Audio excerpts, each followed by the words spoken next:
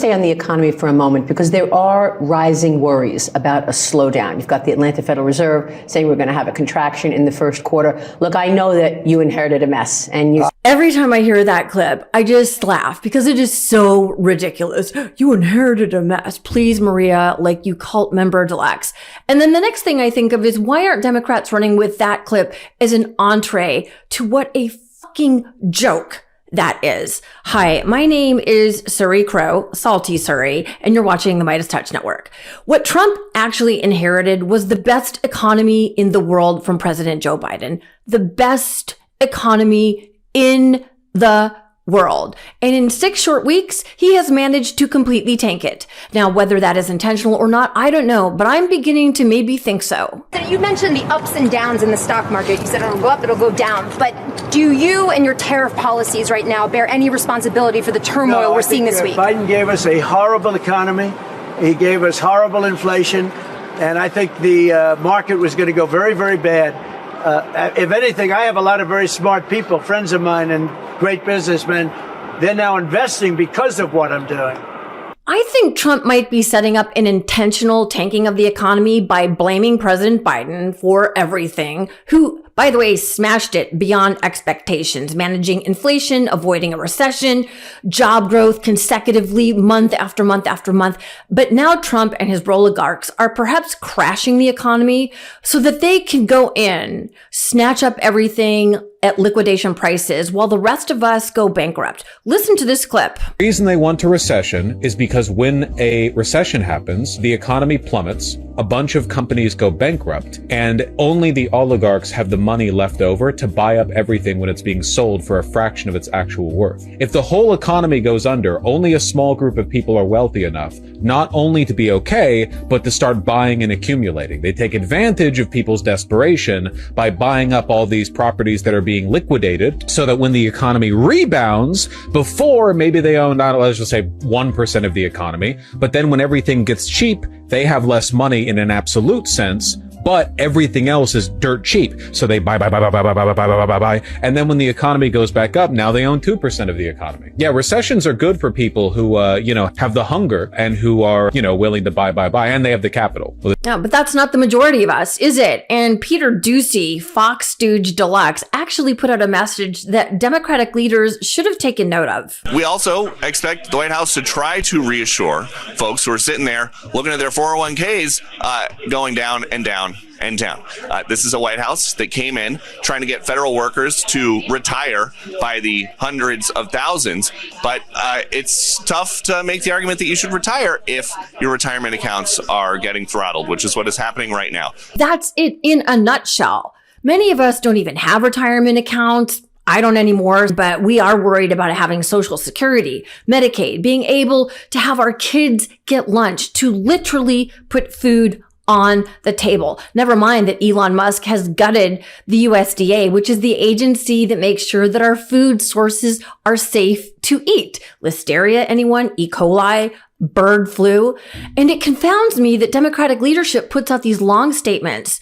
The New Republic actually wrote a great article about this, and here is just a clip from that article. Precisely 0 swing voters give a crap when Hakeem Jeffries or Chuck Schumer holds a press conference on Capitol Hill to speak in boring generalities about the threat Trump represents, while every other aspect of their business as usual demeanor screams, actually, everything is fine. Cheers to that. I actually don't think we should be fighting for swing voters, period, anymore, but we might be able to break through to so many of these Trump supporters who are losing their federal jobs, about to lose Social Security, losing their Medicaid, their SNAP benefits. And by the way, Dems, just speak like a human. Republicans are going to starve your kids, give them preventable and deadly diseases. You won't have anywhere to send them to school because they are dismantling public education. They are taking your Social Security right now. These are the messages. You just say them to people like that and get in front of the people, a la Senator Bernie Sanders, and prosecute the case against these fascists. Why am I here this afternoon? Why am I heading to Warren, Michigan this evening? And the answer is that we have some serious problems in this country, and together we're going to address them.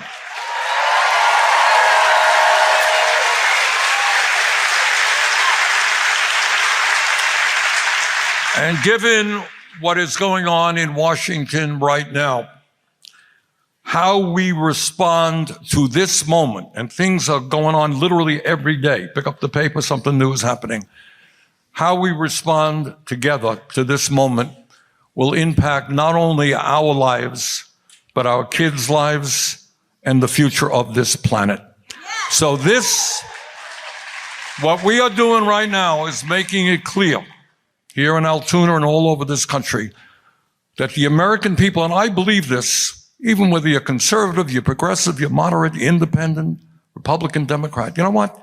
The American people do not want a handful of billionaires to be running our government.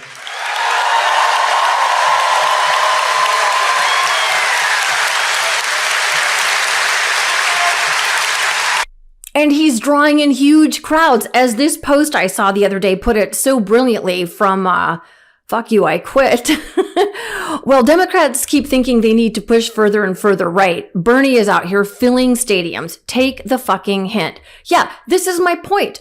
Bernie, who has long been criticized by Democrats and of course by the far right as a socialist, is filling stadiums in red districts because he is telling people that they are going to lose their health care, that billionaires are looting the system and taking everything away from these people who have been lied to and brainwashed by the likes of Fox News. And it's working. And what Republicans have been very successful at doing is getting their base to look at the shiny object over here. Oh, gender operations going on in school. Trans people are the enemy. Well, absolutely stealing and robbing them blind.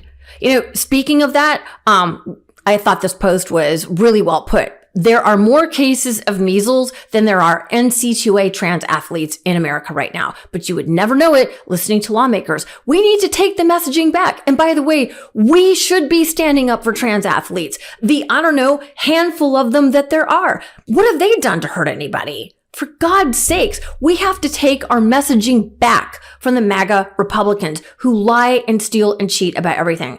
And on that note, I absolutely love what Jack Schlossberg had to say in this video he put out the other day. And for those of you who don't know who Jack Schlossberg is, he is President John F. Kennedy Jr.'s grandson, Caroline Kennedy's son. Check him out. Come clean here. The Democratic Party is making a mistake. I'm hearing a lot of stuff about how we focus too much on social issues this election, not what the American people cared about. We gotta get out of the class bathroom and into the classroom, right? No, that's not what happened at all. We didn't make any social media videos until yesterday. You gotta go on offense on everything you care about. And if you walk away from the social issues now, you gotta do it all. It's not about picking and choosing, focusing more on one thing and less on another. It's about going for it, making stuff, getting your message out there. And just saying that we focus on the wrong stuff is another win for the right, playing right into their hands. They're the ones who are focused on all this stuff. They're the ones who bring up transgender every 4 seconds. We weren't wrong about everything that we care about. We were right. We just need to make more videos and make them better and make them funnier and make them cooler and figure out how to connect them to the underlying issues that people care most about, the economy, immigration, all of that. You know, I know, we all know what to do. Let's act with some confidence here.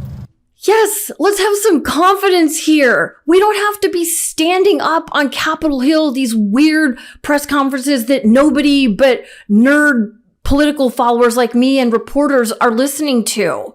Just get out and speak to the people. And he's right. Republicans, they're smarmy, they're smug, they're lying fascist bullies. And you know how you handle bullies? You stand up to them. Just like Representative Bill Keating of Massachusetts did in this clip. Recognize the representative from Delaware, Mr. McBride.